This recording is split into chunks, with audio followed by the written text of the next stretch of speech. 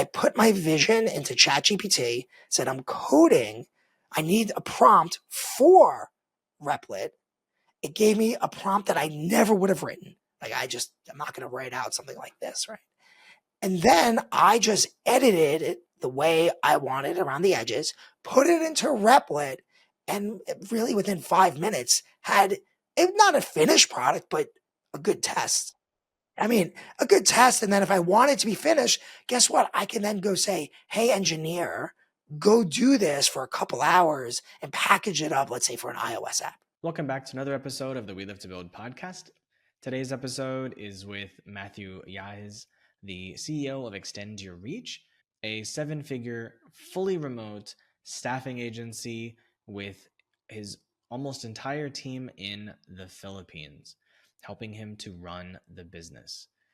In this episode, we talked about the different companies he's started along the way to finding Extend Your Reach and what he's learned from those experiences and more, including how AI is helping him to run his business faster and better. So if you like hiring, staffing, AI, remote work, learning from experiences, then you're going to love this episode.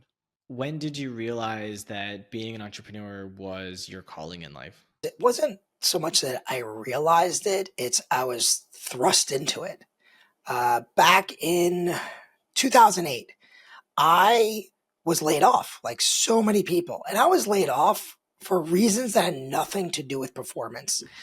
Some partner didn't think I fit the mold at a consulting firm and put me below the line. That was it. Didn't matter about performance reviews, didn't matter about client satisfaction. It mattered that this partner just didn't like me or think I fit. And what I realized then is you can rely on one person, and that's yourself. So once I took that jump of being on my own, I never looked back. Now, it was a journey, right? I didn't have a company right away. First was a consulting engagement. Then I started a company with other people, but it pushed me on the journey, kind of like this, like get out, baby bird, and go do your thing. Something similar happened to me, but because I had gotten a concussion, and the response from my boss was, well, if you can't work that easily, if your brain's not working, then all right, you can't work for me anymore. That's messed up. This was in China, so you could do whatever you wanted there. The thing that pissed me off was that he was a white American who owned the business. And we're two white Americans in the middle of nowhere, China, and you're not going to support me and stick by me, but he was not a great person. So I'm looking back on it, would not have expected anything more from him. But that was the moment in my life. I was 26 where I said, I cannot rely on other people for my financial future. So I have no choice but to start my own thing. And I bet you there are a lot of people who are just like us, who maybe wanted to be an entrepreneur, but it was kind of thrust upon them, right? Where you said, sink or swim, buddy. What are you going to do? Sit there and cry? Get after it. So how many businesses have you started and failed at before you had your first successful business? 2. So first was a restaurant chain. And then the next one was an e-commerce portfolio. Both of those things failed before you had your first successful business. Yeah. So, and I define success by sustainable revenue.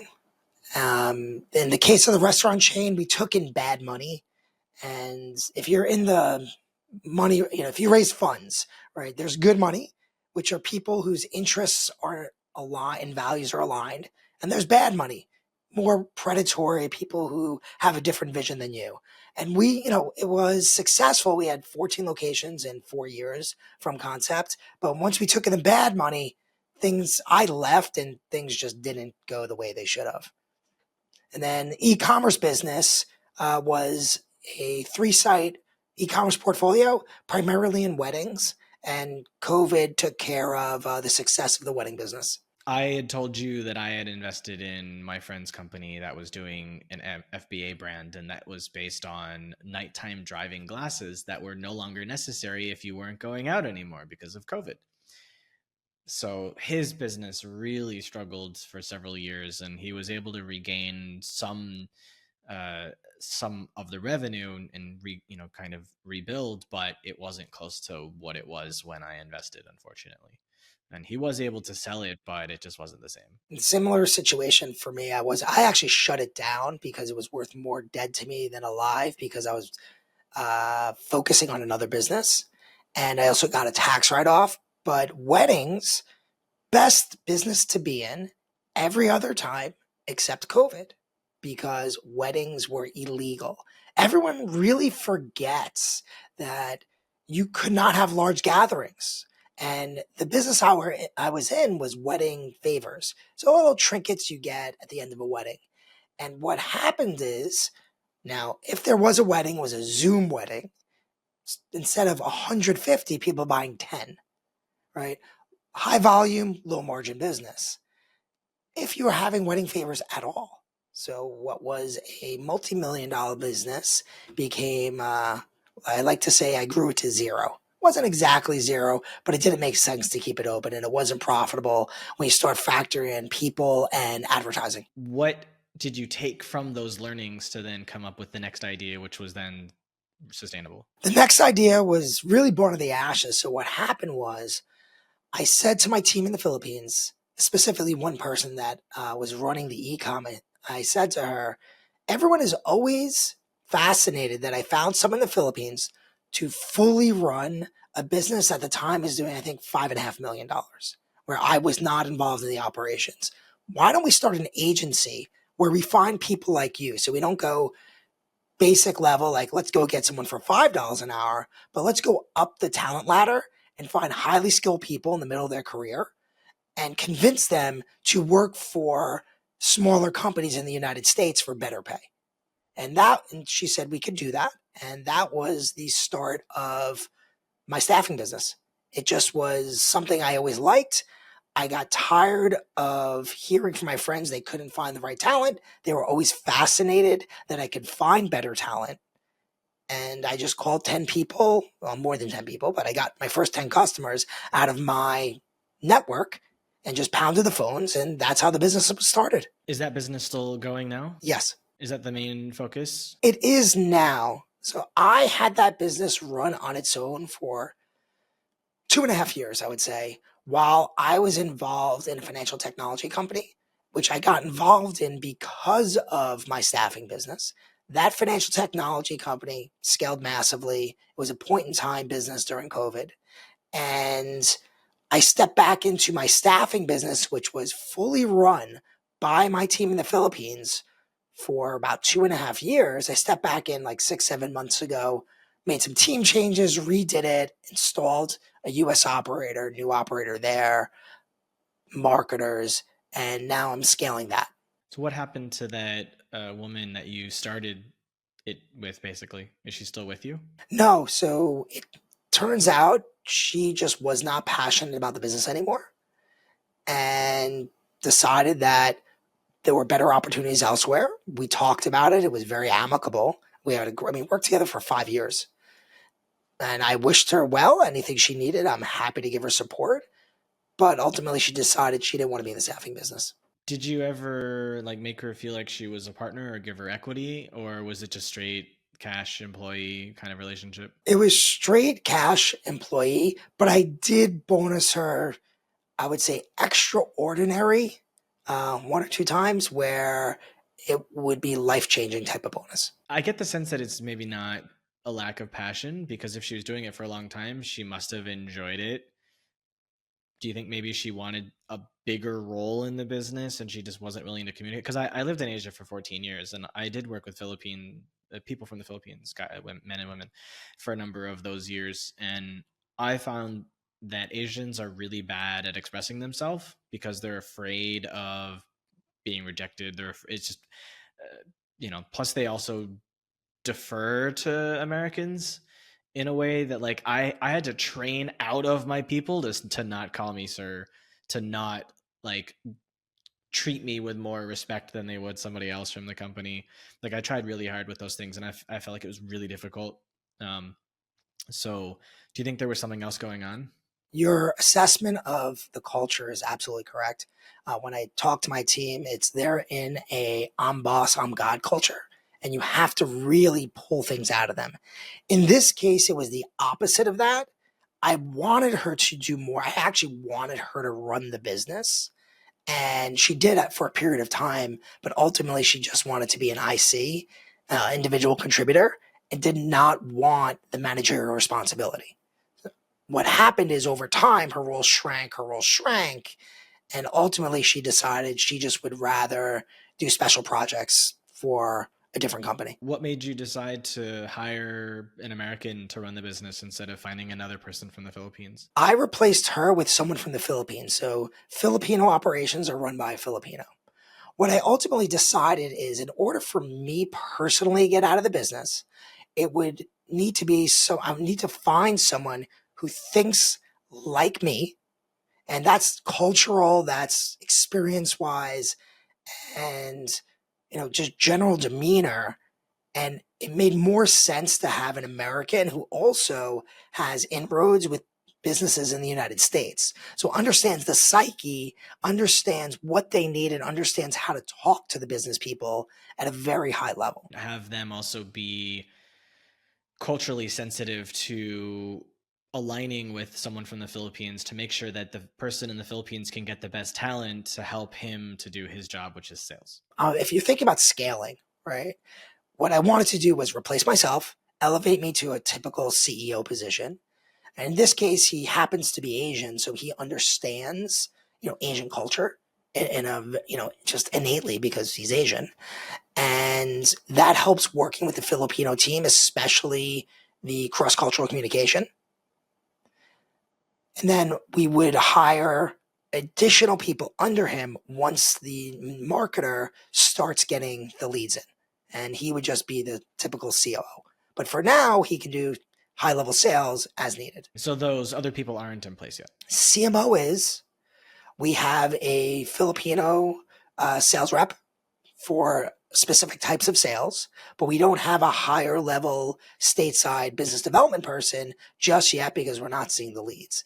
That's one of those roles you're not going to hire ahead. Why do you think you're not seeing those leads? What I believe is we don't understand the buy cycle of our persona. Here's the example. The business was built solely on my referrals, right? Just people I know who know what I have done previously said, you need to talk to Matt. He can help you out. Very different type of marketing or sales. I mean, it was really no marketing. I was doing something else, right? And people would come to me. In this case, I've advertised a ton. The click-through rates are very good, but the book a call rate is non-existent. That, my personal belief, even if the messaging is absolutely terrible, which I don't believe it is, you're still going to get a few. What I think is going on is the buy cycle of the persona is different, and the method in which they want to be communicated to is different as well. So you can say the psychology of how they buy is just different than, let's say, when I was in e-com, it's, I like this, click. Of course, when you're doing B2B sales, it's very different, which is one of the reasons why I find having a podcast is great, because I get to talk directly to potential guests that are potential clients. Some of them are, some of them aren't. That's fine.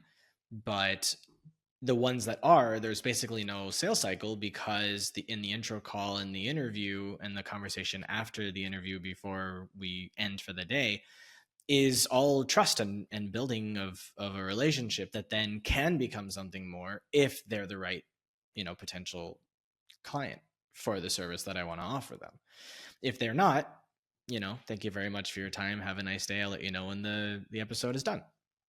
So I know other businesses that do the same thing, and it makes that cold call unnecessary, because I work with a number of PR firms and podcast booking agents now, and I just go, this is the person I want to talk to. Find me those people. They're doing all of the work for me to find the people I want to talk to. And generating leads for you at the same time. Yeah. Yeah. Well, of course, they're getting paid by the guest to find them the opportunity to talk with me, and I have to decide if I want to talk to that, to that guest. So they're making money even if I make no money, or even if nothing happens right on this side. So they're doing their job, and that's fine for them. It's then on me to decide, is this someone that I can make money with or I can make an offer to? And if it's not, it's fine. It's my decision to interview that person anyways. So I have a friend who launched she coaches coaches, and she has a 7-figure business doing that. And she launched a podcast at my suggestion. And last time I spoke to her was almost about a year ago, because we used to talk on Instagram, and I deleted Instagram just because I hate social media. And that was the only way we communicated. So I didn't have a chance to really talk to her because that was the only way we talked. And she launched 60 episodes, like in the very beginning. She pre-recorded 60 episodes. And from those 60 episodes, she booked $250,000 in sales off of the guests. Wow. And she's done 160 episodes now. I don't know what those numbers look like now, but just from that one thing, it was, great revenue driver for her. I mean, I think it's a tried and true approach that a lot of people do, especially if you're coaching coaches to talk about with other coaches about your coaching, and you're interviewing and they're paying you to get it. I mean, it's fantastic, right? Well, so for her, they're not paying to be interviewed. It's meant to be like a free strategy call that's also an interview. And so she's learning about their business. She's asking them questions about the business. She's building trust with them by giving them kind of advice in a way.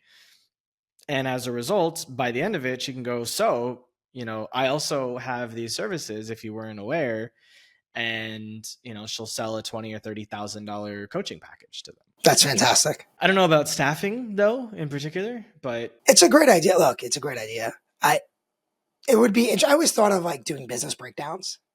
My wife tells me I should do this because I give, as she would say, too much of my time for free coaching to people I know.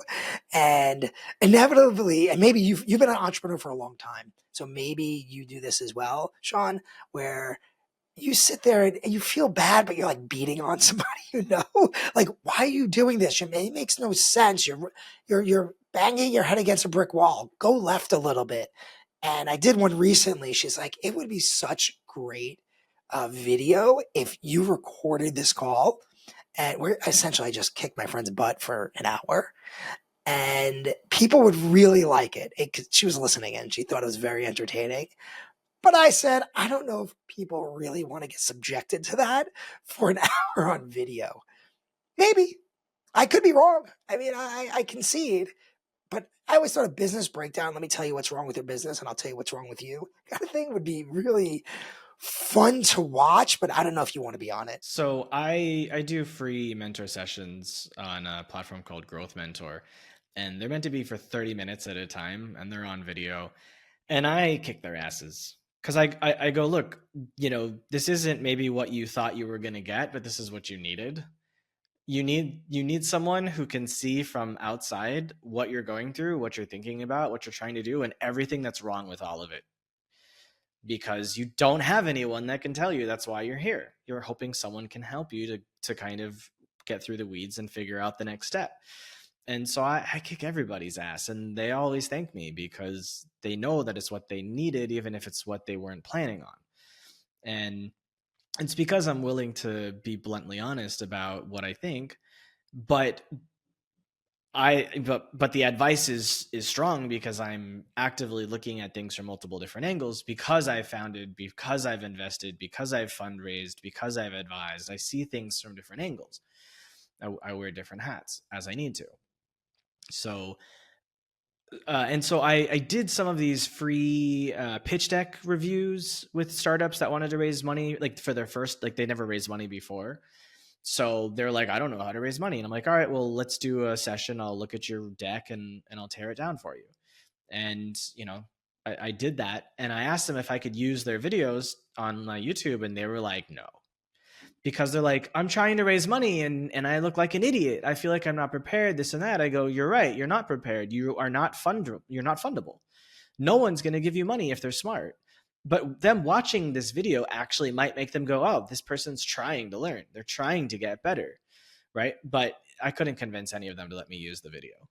Hey, just give me 10 seconds of your time. I really appreciate you listening to the episode so far, and I hope you're loving it. And if you are, I would love to ask you to subscribe to the channel, because what we do is a lot of work, and every week we bring you a new guest and a new story, and what we do requires so much love so that we can bring you something amazing. And every week we're trying really hard to get better guests that have better stories and improve our ability to tell their stories. So your subscription lets the algorithm know that what we're doing is fantastic, and no commitment, it's free to do. And if you don't like what we're doing later on, you can always unsubscribe. And either way, we would love a like if you don't feel like subscribing at this time. I can see why, right?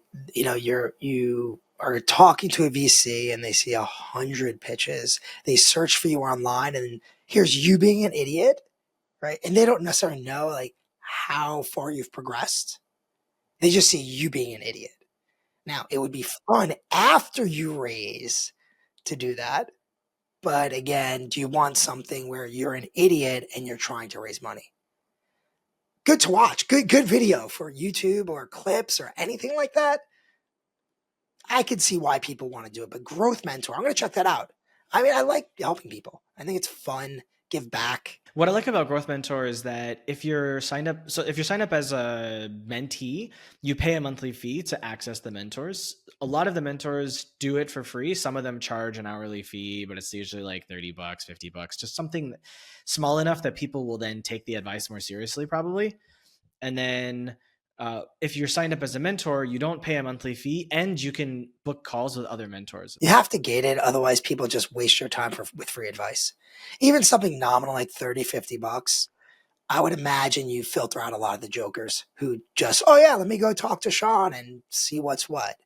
Right? Oh, great. I get on the phone with this guy and not take it really seriously. But even like a $30, $50, once people come out of pocket, I do this with a deposit I used to for my staffing business, where if I didn't take a deposit, I found that we would do all the work, and it would waste my time, and they disappear and they ghost me. And I tell people when I would do the deposit, this is my no ghosting fee. If you need me to do a custom search for you, I will you will find the person and you get your money back off the first bill, but you got to take that first step and put some money so you're responsive. And I've had most people say, totally get it. And the ones like, nope, I'm not giving you anything. And they give you attitude. I'm like, you're not my customer anyway. It's also a good customer filtering tool. Someone can't give you, it was $350, right? For something that's $2,000 to $3,000 a month for, full-time staff. If you can't deposit a couple $100 where you're going to get the money back, you're just not serious. That's why I like the promotion service that I'm doing now, because I get like 6 or 7 emails a day of people who want to be guests. And that's excluding the 10 PR firms that are also sending me their clients. So I like these random people that don't come from an agent, because they may be more likely to be willing to pay for the promotion, because they're not also paying $400 to $600 in intro for a podcast. But the people that are paying to get introduced to me by their PR firms are also more likely to pay, because they're willing to invest in what they're promoting. And because I used to say to every single person, hey, here's the video, go promote it. 100% of the people promised to promote it. Probably 2% of them actually promoted. But of the ones that send me the money to do the promotion, I'm doing all the work for them, and they get the benefit. Well, it's how do you value your time, right? Can't scale yourself if you're the one always doing things, right? What is your time? It's not even what your time is worth. Forget that. Is it more effective for you to do a task, or in my opinion, be the orchestrator of the tasks, which is what your job as an entrepreneur. So my job's not, this really evolved, I think, over time. My job as an entrepreneur is not to actually be the best at everything.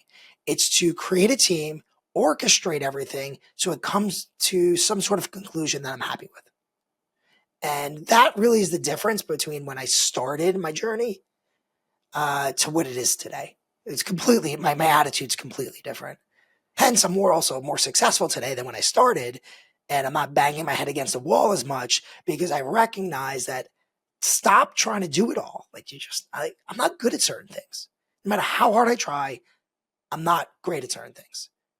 Go find someone who is and pay them a little bit of money, and magically it gets done better. Yeah, I realized a while ago that my strength is in not being an expert in anything, where I feel like I'm really good at teaching myself anything to a certain level that I can at least start something, but then I can never finish anything by myself. Now, however, AI is making it a lot easier for me to finish stuff by myself, which I'm loving. I got annoyed at something, a problem I was having with some data we're using, and so I was architecting some sequence. Right, I just wanted to do it myself to understand something. And what was amazing was within 30 minutes, I had architected an outbound sequence, figured out how to connect, multiple pieces of software to work in the exact way I wanted. And then I was able to delegate that to someone and say, go do this. And this is how I want it all to work, and just, fix it on the margins. Before that would have taken, hours and hundreds of dollars. It is really a level up game changer, in my opinion. It's not going to yet. It's not going to replace the thought process of how you think something should work, but it certainly makes it much quicker to figure it all out and test it right away. The best use of AI for me is no coding, because I have a lot of ideas, but I can't code. And so I was reliant on a large team, which cost a lot of money several years ago. But now I'm able to start an idea, and I've been able to basically finish a product. And I was thinking about it. I'm like, I don't want to get distracted because I actually have a product now that I can start to sell, or a service that's software enabled. But I feel like it would be an amazing book or video course called How to Vibe Code from Concept to Cash, because I could teach people I vibe coded something from an idea and now I'm making money from it. And so you could too. But the thing is, there's this business experience knowledge gap that 99% of people who are vibe coding lack. That's a great point, right? So it's just like anything else. You can create something for no one. I think this is a typical engineer thing. They create the solution they like, but has nothing to do with what people really want. And it's pretty common in a lot of startups when they're solving problems. They solve it the way an engineer thinks, but it has nothing to do with the way the end user or the business person thinks. And I think you're spot on with some of these AI coding tools. Have you checked out Replit? This thing is amazing. I mean, it is like incredible. It's amazing. I have not. I used Lovable and now I use Cursor. Okay, I'll check those out. I knew how to code many, many, many years ago, so effectively I don't know how to code today. And I'm able to create just like a simple dashboard or simple, in this case, the one I did was a location tracker that I wanted to just let me know where I am, how many days I spend, and I'm able to do that within 30 minutes. The thing I did was I put my vision into ChatGPT, said I'm coding, I need a prompt for Replit. It gave me a prompt that I never would have written. Like I'm not going to write out something like this, right? And then I just edited it the way I wanted around the edges, put it into Replit, and really within 5 minutes had, if not a finished product, but a good test.